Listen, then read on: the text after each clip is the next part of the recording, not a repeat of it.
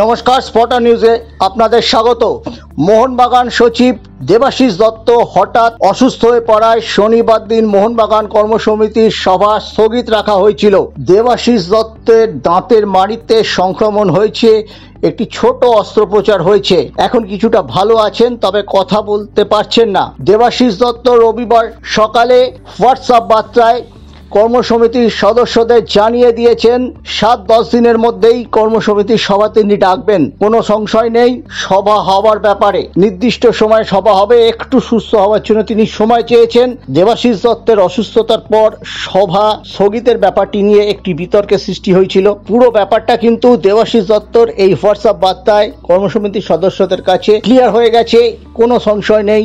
মোহনবাগানের নির্বাচন নিয়ে কর্মসমিতির সভা, যেটা বার্ষিক সাধারণ সভায় কমিটমেন্ট আছে, সেদিন 18ই জানুয়ারি সাধারণ সভায় চেয়ারম্যান ছিলেন কুণাল ঘোষ।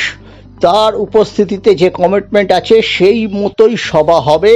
একটু ধৈর্য ধরতে হবে সদস্যদের। দিন 7 মধ্যেই হয়ে যাবে। আগামী রবিবার উড়িষ্যার বিরুদ্ধে খুবই গুরুত্বপূর্ণ ম্যাচ। সেই ম্যাচের পরেই সম্ভবত সভা হবে বলেই সূত্রের খবর। এটাই ছিল মোহনবাগান অ্যাথলেটিক ক্লাবের তরফে লাস্ট আপডেট।